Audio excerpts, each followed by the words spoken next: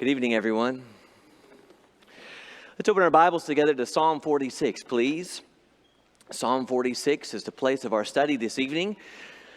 Almost entirely, we're going to be in this one book of the Bible, this one chapter in the Bible. I invite you to open your books, get your phones or tablets, however you are getting the Word of God in front of you today. Just make your way to Psalm 46, and we'll be there in just a moment.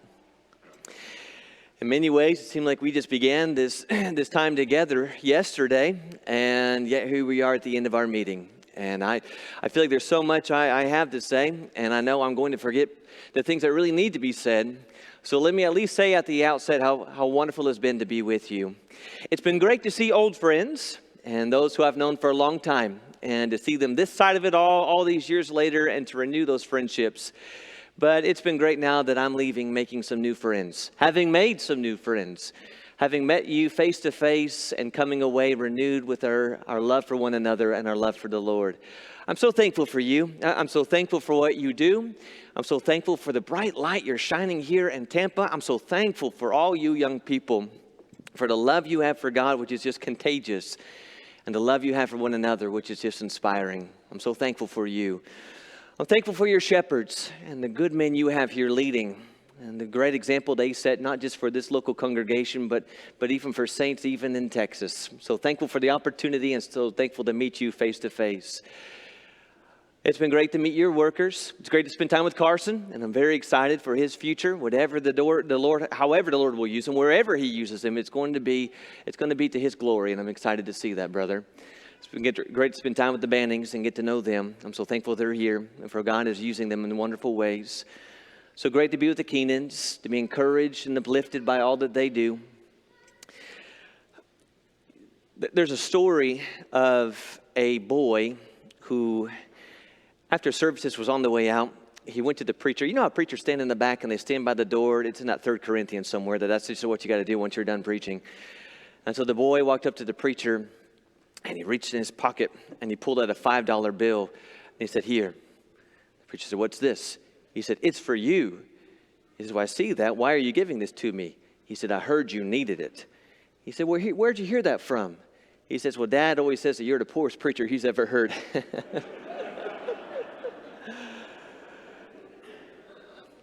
Oh, me.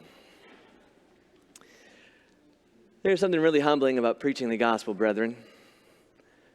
There's something humbling about the fact that God allows imperfect people like me to carry these precious words and to speak about His amazing grace. That's humbling. And I will tell you, it has been humbling and inspiring and helpful. It has been enriching for me to spend this week with Dawn and Vicki. Dawn is a treasure, and I know you know that, and I know that you love them, and I know they know that you love them. But I want to remind you that sometimes the things in our minds that we think go without being said need to be said. That you need to leave no question in the minds of your workers, of your leaders, and your evangelists how much they mean to you and how special they are to you. And Don has been that to me for more years than I can count. His teaching and his preaching has inspired me, is one of the main reasons I am preaching today. He's helped me tremendously through his encouragement and his support, and it has just been an amazing blessing I won't forget spending this week with he and with Vicki. I love him dearly, and I'm so thankful for him. So I say that to say thank you for giving me an amazing week. I hope our time in God's grace has been enriching. And in fact, I don't know if you've noticed the prayers, but there's been an awful lot of gratitude heard in our public prayers this week. A lot of thank yous to the Lord, and I think we need some more of that. Less of why aren't things happening the way they ought to be, and Lord, thank you just for the gifts that you give us every single day. We need more and more of God's grace. And I hope this has at least just sparked an interest in your mind to keep on digging into this incredible subject. Hope you know I'm going to be praying for you, and I'm going to be praying for your bright future, and I hope that you'll pray for us and the work at Dallas. I love you greatly, and I hope our paths will cross again soon this side of heaven. There's a lot that we've looked at in terms of grace, but I want to end looking at how God has given us a grace to help us in every season and every storm and every time and trial through life. And that's really stated in one simple statement found in Hebrews chapter 4 and verse 16, which says, let's then approach God's throne of grace with confidence so that we may receive mercy and find grace to help us in our time of need. Is there not one verse that could capture what God does every day, no matter where we are, no matter what we face, through His strength, through His goodness, to help us in every season? There is a grace for that. The confident invitation, come near to the throne of God and take the strength and the comfort and the goodness you need to make it through whatever it is you're facing in this day. That's what I love about Psalm 46. Psalm 46 is the confident message of a soul enraptured by God, who is receiving every help, every strength, every comfort, even in the midst of difficult times. You got our Bibles open? Let's get in. We're in Psalm 46. We're beginning in verse 1. God is our refuge and strength, a very present help in trouble. Therefore we will not fear, though the earth should change, though the mountains slip into the heart of the sea, though its waters roar and foam, though the mountains quake at its swelling pride. There's a river whose streams make glad the city of God, the holy dwelling places of the Most High. God is in the midst of her. She will not be moved. God will help her when the morning dawns. The nations made an uproar. The kingdoms tottered. He raised His voice. The earth melted. The Lord of hosts is with us. The God of Jacob is our stronghold. Come behold the works of the Lord, who has wrought desolations in the earth. He makes wars to cease to the ends of the earth. He breaks the bow and cuts the spear in two. He burns the chariots with fire. Cease striving, be still, and know that I am God. I will be exalted among the nations. I will be exalted in the earth. The Lord of hosts is with us. The God of Jacob is our stronghold. Amen. I don't know the specific situation that prompted the writing of this beautiful hymn, of this beautiful song. But maybe that's a greater point, is that whoever wrote this psalm, they wrote it applying to the people of God and any situation we might find ourselves in. Instead of attaching it to a specific time in Israel's past, it's almost as if he's saying the words written here in this psalm can apply, can help, can strengthen the people of God no matter where they are, no matter in what storm they are. Because did you notice in verse 2? In verse 2, the psalmist opens our eyes to the reality that the journey from earth to home is one that is full of pain and hardship all along the way. There's trials, there's storms, there's difficulties. And you notice the way he describes them in verse 2 and verse 3 is that minor inconveniences along the way, small speed bumps in your journey from earth to home. He describes them as earth quaking, waves crashing, mountains crumbling, falling at its seams. It's almost as if he's saying this. There are times in your life when things seem really sure and stable. You would think things will never change. This will always be as it is. And then there are moments that those firm foundations start to unravel at the seam. The thing is, you and I know from verse 2 and verse 3 that all the pains and the hardships that we face, they're not incidental or accidental parts of our life. There is one who has been at work from the very beginning, and his work is to deceive and destroy and to bring ruin into this good world that God has made. And so the hardships, the sicknesses, the illnesses, the inward strife of doubt and fear and anxiety, the plaguing of the flesh, the plaguing of the heart, the plaguing of the mind is the work of the evil one who wants more than anything to destroy your soul and the faith of all who you know and love. What do we do, good brethren? Where do we turn when we face these torrential storms of life? Is there any place under the sun that we can be protected from these trials? But did you notice it? Did you notice in verse 2? I mean, he talks about these immense battles that the people of God would face, but did you notice how he began it? I will not be afraid. even in the midst of a quaking earth, even in the midst of a crashing sea, even in the midst of mountains that fall, I won't be afraid. Even in the storm, even in the hardship, even in the midst of the fire and the trial, I will not be afraid. There's a confidence we can have, good brethren. There's something that we have that can remain us steadfast and sure no matter what it is we face. And the psalmist shows us how. It begins with the presence that is unwavering. God is our refuge and strength, a very present help in trouble. I love the word that's used over and over and over again in verse 2, though. Though the seas crash, though the earth quakes, though the mountains fall. It's as if he is saying, there's a lot of strong things that will find their ways into your life. A lot of strong winds that will blow against your faith. But they don't compare to the strength and the power of your God who was with you before the storm began. And he will be with you standing by your side long after they have passed. Though you face these hardships today, don't you forget there is a God who has been and will be after this is through. He talks about the God who brings a help in seasons of trouble. You ever wondered about what Job said in Job chapter 14 and verse 1? Man born of woman is few of days and full of trouble. Look at that verse in light of verse 1 of Psalm 46. If we were to look at this verse in light of Psalm 41 and verse 6, it says something like this. Life is full of God. Life is full of grace, because for every storm and in every trial and in every trouble we face, God is there. God is always with us. Now notice that first phrase again. We're in verse 1. If you're an underliner or circler, there's a word we got to catch. God is our refuge and strength, our very present help. He didn't say from trouble. He doesn't shield us from the trouble. He says in trouble. It's a reminder, while God may not prevent the storms from entering into our lives, he will not forsake us in those storms to allow us to face them alone.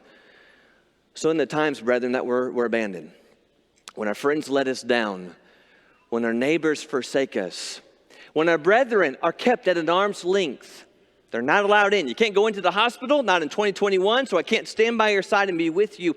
In the times when man has left us, there is never a time in which we are going to ask, where's God? Where's God in the midst of this storm? Where's God in the midst of this trial? Because when all else has forsaken us, as Paul would say, there is one who always stands with us. In my first offense, no one supported me, but all deserted me. May it not be counted against them, but the Lord stood with me. All forsook me, but God was with me, and God was there. And God doesn't wait for the trial to end. He doesn't wait for the storm to pass. He doesn't wait for the pain to subside. Even in the storm, even in the sea, even in the hardship, he's there. Because remember when the apostles are on the boat and they're in the midst of the sea? I love what is said there in Matthew chapter 14 and verse 24, that the boat by this time was a long way from the land, beaten by the waves, for the wind was against them. Notice a contrast. The wind was against them. Where's Jesus? Jesus was with them. The wind was against them. Jesus came to them in the storm, in the sea, in the boat. He is there in our trouble. A very present help in. He is there, ever present, no matter what it is we're facing, no matter where it is we are. In fact, in your Bibles, keep your markers here. Let's go over to Psalm 139. I want us to ask a question tonight that David asks in Psalm 139 about a God who is ever present in every trial. Psalm 139. Here's what he asks. Psalm 139 and verse 7, he says, where can I go from your spirit? Where can I flee from your presence? If I ascend to heaven, you're there. If I make my bed in Sheol, behold, you're there. If I take the wings of the dawn and dwell in the uttermost parts of the sea, even there your hand will lead me, and your right hand will lay hold of me. Do you get the question he's asking here? Lord, if I travel as far east as I could possibly go and stand on the Great Wall of China, would you be there with me? Would you be there? If I go as high as I could possibly go, standing even on the moon, could I lean on you there? Could I depend on you there? Have I plunged to the depths as humanly possible, down to the depths of the sea? He even mentions here, if we plunge to the realm of the dead, Sheol, even there, would you be with me? Would you walk with me? Can you see what the Holy Spirit is inviting us to do with these questions? What if we ask these questions from a 2021 standpoint?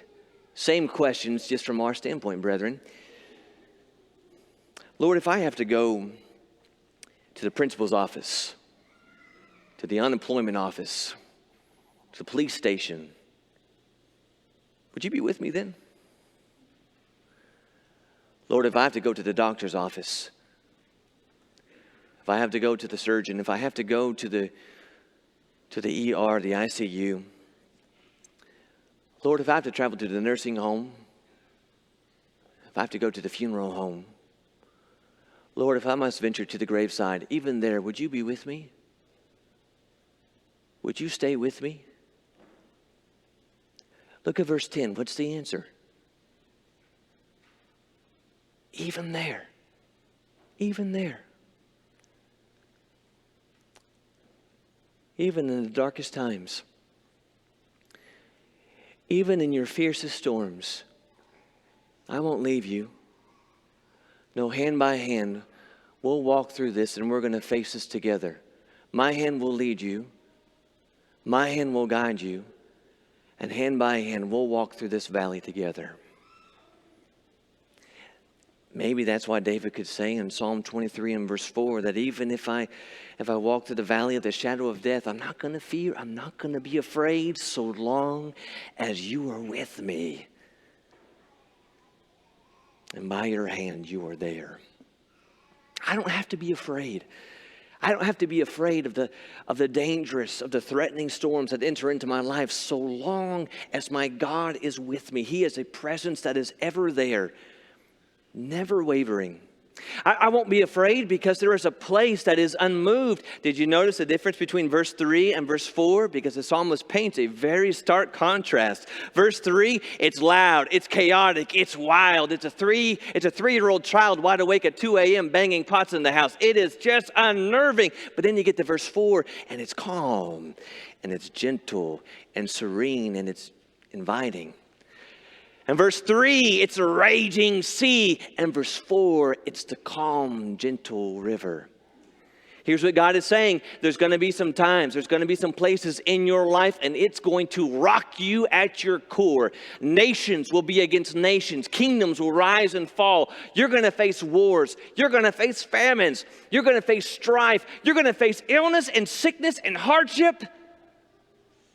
But there's a place that exists that is not moved by the chaos on earth. That when all the storms and all the seas and all the mess of life under the sun seems to be billowing, there is a place that exists that is not moved. Now I think if you were reading this as an Israelite, you think, well, that's Jerusalem. That's his city. That's God's city. And God protects his city. And I think that's right. I mean, there were times in Israel's past when nations would rise up, when armies would draw near, and God kept his people safe. But I don't know about you, when I read Psalm 46, I don't see Jerusalem. I don't see Israel. I don't see a place whose capital you can locate on the map. I don't see a city whose foundations can be laid with stone. I see a place that even when nations rise and nations fall, this kingdom doesn't sweat. When wars are threatened, they're not shaken. I see a place that even when torrential rains and hurricanes and tornadoes blow, it's not touched, it's not moved. Psalm 46 paints the picture of that city Abraham was looking for, whose foundations have been set and are not moved because the architect and the builder of this glorious city is God. And so in our context here in Psalm 46 and verse 5, the reason the city is not moved, the reason the city is not touched, is not affected by the strife on earth is because God is in the midst of her. In other words, where God is, all is safe. God is there. God protects his city. God protects his home. God protects his people. And in her midst, they are safe. There's a song that was written nearly a century ago. And the song just seems so contrary to things we live in today. The idea of change is ever present today because all we know is change. I mean, how many of us were using words like quarantine 18 months ago? And yet how many of us today, you're going to go to a shop and you forgot your mask in the car and you got to turn around and go get your mask and go back to the car and put it in. That's all we know is uncertainty and change. But over a century ago, there was a woman who, in the math of the Civil War, she wrote these words, and you and I have been blessed by them for centuries. Time is filled with swift transition. Not unmoved on earth can stand. Build your hope on things eternal. Hold to God's unchanging hand. Can you appreciate what the psalmist is painting here? There is a place God has prepared that is not affected by anything that happens here. Wars, battles, strife, storms, nothing moves, nothing shakes, nothing taints the city of God. Age, wearing, tearing, nothing will taint her beauty. Nothing will pale her glory. Nothing will rock her foundation. But we read this and we might think, well, that's really great. God has prepared a city that's not touched by all the mess on earth. But guess what? I'm on earth. That doesn't really help me. I'm in the midst of it. I'm in the midst of the storm. Well, don't miss the point that Paul says you and I, where we're going is there.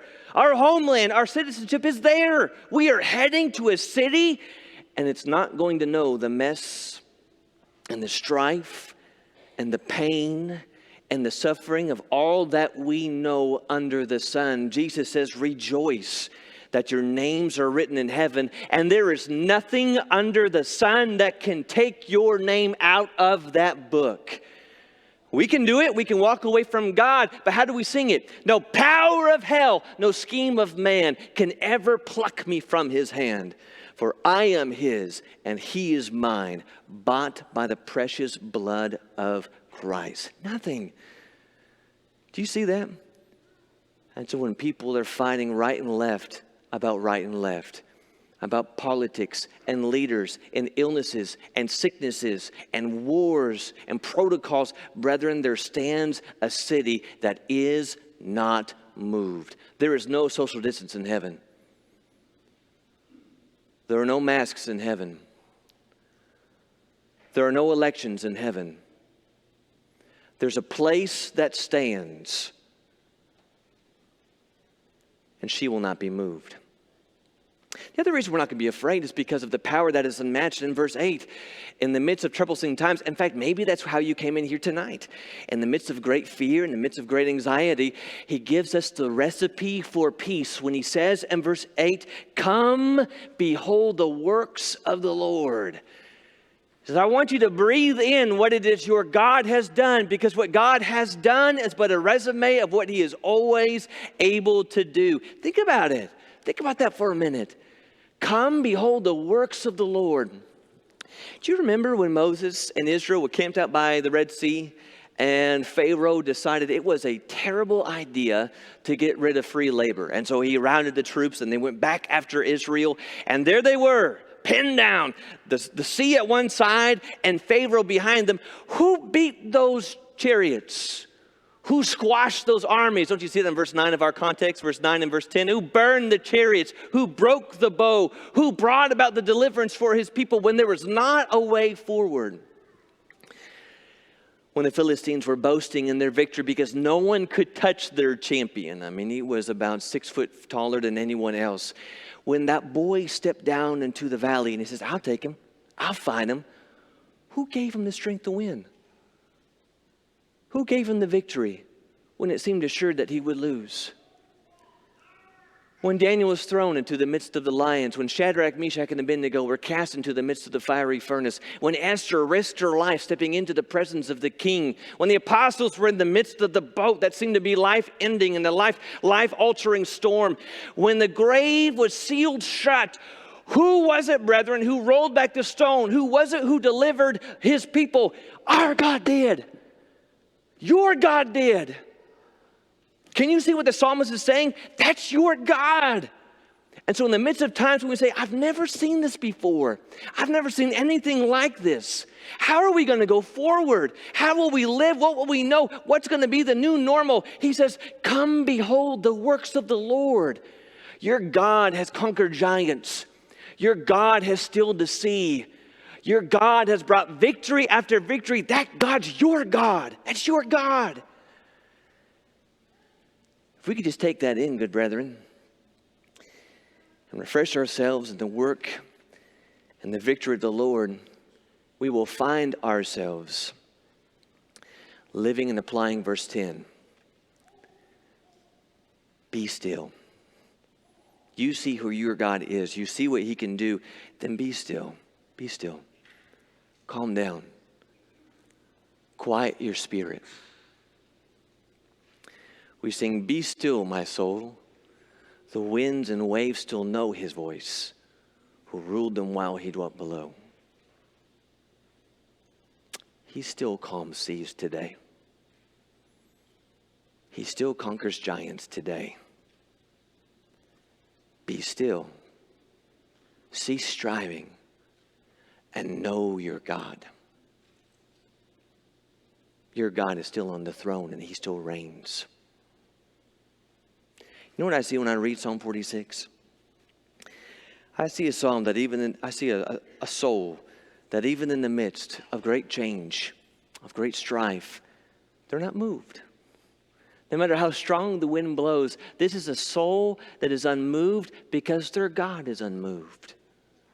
This is a soul that has grounded themselves on the rock that forever stands. It kind of reminds me a lot of what Paul said in the book of 1 Corinthians chapter 15 when he says, therefore, my beloved brothers, be steadfast, immovable, always abounding in the work of the Lord, knowing that in the Lord your labor is not in vain. Do you see those words of steadfastness, those words of commitment right off the page? You got three you're going to write down right on your notes. Here's number one, steadfast.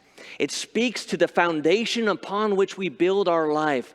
The rock, the foundation, the firm ground. Jesus said in the end of that parable in Matthew chapter 7 verse 34 that everyone then who hears these words of mine and does them will be like the wise man who built his house on the rock. Question, what are you building your life on?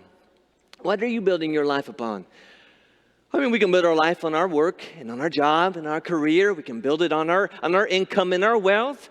We can build it on fame and beauty and intellect. But here's the thing, and you know this. I'm going to come down for a moment. I didn't ask if I could, but I'm just doing. What happens? What happens when we build our life on those kind of things? On fame or beauty, on intellect or strength, on relationships, social relationships. Let me ask you all, what happened in a year like last year? Because can I share with you what happened back home in Dallas? We got a lot of young people down in Dallas.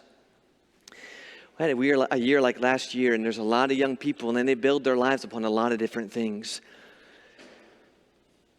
But when you have a year like last year, and you build your life on your friends and time with friends and social interactions, and you build it on your health, and you feel so young and full of life and vigor, you're going to live forever young. And then you have a year like last year, when you can't be near each other. You don't even know when you're going to see each other face to face again. And that strong health you had, that confidence that you were young and you could do anything, all of a sudden there is a sickness that is hitting the world and thousands of people are dying. In fact, young people are dying too. And all those friends you had, all those social media followers, they turned into bullies. They got political. And the fans became opponents and became bullies. Do you know what happened in a year like last year? Between June and August of 2020, those 18 years and younger, the suicide rate rose to over 56%. There may be a lot of reasons why. But one strong component for why is because we have built our lives on things we were never meant to build our lives upon. Because when that wind blows, and it's going to blow, when those waves come crashing, you will realize all those peripheral things fall. And the only thing that stood is the thing that has stood from the very beginning, and that's rock, and that's your King Jesus. So I'm going to ask you, what are you building your life upon? What's holding you fast in the midst of the storms you're facing today? Paul says we're steadfast because we've built our life on what stands. See what else he says, though? He says, not just so we steadfast, he says we are immovable, and that talks about our commitment, our resolve. I'm all in with Jesus. It's the language of the psalmist from Psalm 1 that we're just like that tree who is firmly planted. It's like that song we sing, we're anchored in Jehovah, I shall not be moved. On the rock of ages, I shall not be moved. And that looks a lot like this. That, I stood on the rock because I believe in Jesus, and so I'm standing on the rock, but now I'm not just standing. I'm not a casual visitor. I'm all in, and so I have dug deep. The roots are set. I've made up my mind. I'm all in with King Jesus, and I'm not going anywhere. I can't be bought. I can't be lured. I can't be moved. I'm all in to the very end. So when Satan comes and he says, everything you want would be over here. You want that job? Step off the rock. You want all those social media followers? Just step off the rock. You want that passion, that night of pleasure? Boy, just step off the rock. And we say, my mind is made up. We've said it already this week. There is nothing Satan could offer that could possibly compare to what I have in King Jesus. I will not be moved. And so Satan says, fine. If I can't lure you off that rock, I'm going to blow you off. And so I'm going to take your money. And I'm going to take your job. I'm going to take your friends from you, and I'm going to fill your life with adversaries. And then I'm going to take your health, and I'm going to make living, I'm going to make breathing agonizing for you. And everyone you love and everyone you care for, I'm going to thrust them down that deep, dark valley of the shadow of death.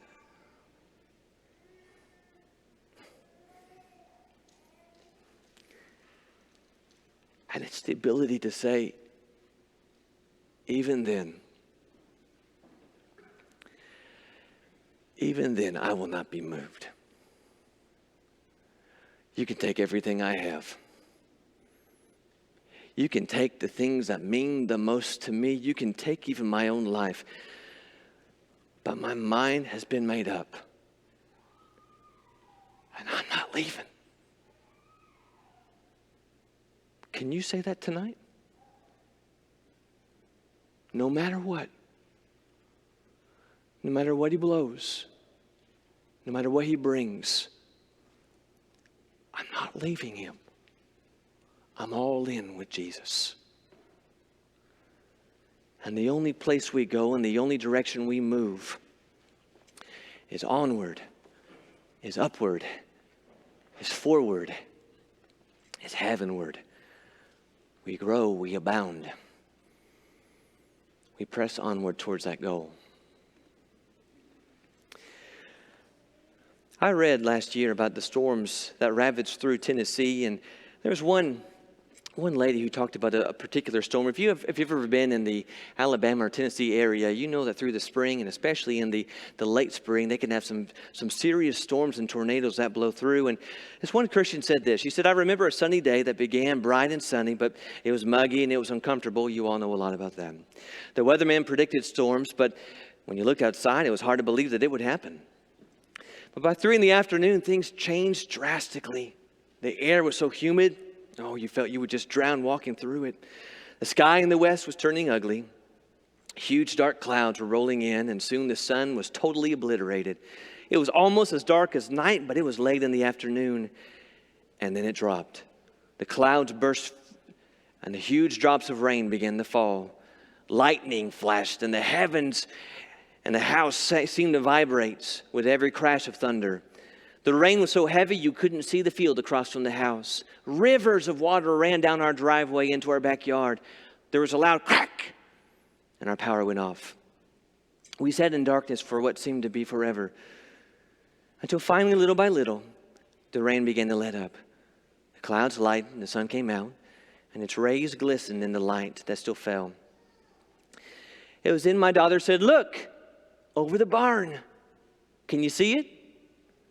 And sure enough, there it was, a rainbow. We went outside, standing in the drizzle to see it better. As we watched the colors, it became brighter and brighter. It was beautiful. And just as we thought it couldn't get any better, a second rainbow appeared over the first, gradually darkening in its color just like the first.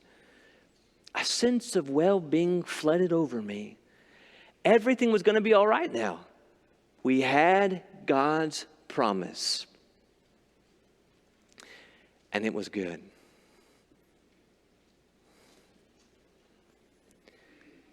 Sometimes it's hard to see heaven. Sometimes it's hard to remember the hope we have in Christ when the waves are crashing against our faith. When it seems like the clouds are all about us. But brethren, storms come and storms go. The rain will fall and the rain will pass. And all along the way, God has given us glimpses, pictures of His promise of what is to come. That promise from Hebrews chapter 4 and verse 16 is simply that. A guarantee that if we approach the throne of God's grace with confidence, with assurance, there is grace, there is abundant mercy, there is help for every time of trouble that we find. I love how the song Amazing Grace puts that to words when it says, "Through many dangers, toils, and snares, I've already come. 'Tis grace has brought me safe thus far, and grace will lead me home. Only by God's grace has He seen me through these storms." The next verse says this, "The Lord has promised good to me. His word my hope secures. He will my shield and portion be as long as life endures." Promised. The Lord has promised good to me. Did you notice in Psalm 46 2 times God is referred to as the God of Jacob? Verse 7 and verse 11. Does that seem strange to you? Well, we know Him as the God of Abraham, maybe the God of the patriarchs. But Jacob seems oddly specific. The God of Jacob. Well, Jacob was a man of faith. Jacob certainly put his trust in the Lord. In fact, there's a statement Jacob made that seems to echo Psalm 46 when it says in Genesis 35 verse 3, "Let's rise and go to Bethel that I may make there an altar to the God who answers me in the day of my distress. He's been with me wherever I have gone." He was a man of faith. And so he and his father and his grandfather are forever known as the inheritance of the grand promise because they were men who knew what it meant to trust in God by faith. Here's the thing. The phrase God of Jacob means this. God keeps His word and God keeps His promises. Your God keeps His promises. I need you here for a moment. We're ending right here because I need you to hear this. That may not seem like much. That may just seem like a lofty thought that God keeps His promises. But brethren, there is a promise your God has given to you. And tonight you're going to need to hear this. You need to be right here as we end. Because I guarantee there are going to be days ahead that you're going to need to remember these words. There are going to be days when the weight and the burden of what is going on in your life is going to force you to your knees. It's going to seem so dark, you're not going to know where to turn. And the times when you don't know what to look, what to say, where to begin, what answer, how to begin, it's in those moments on your knees you're going to need to look at your hand and remember the 5 words your God has promised you. I will never leave you.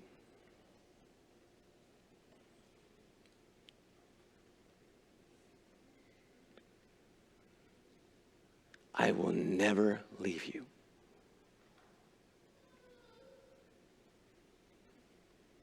And those times I'm alone, I will never leave you.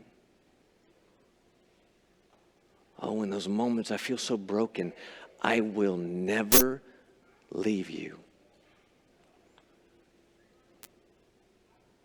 And those times I feel so lost and I don't know where to turn, I will never leave you.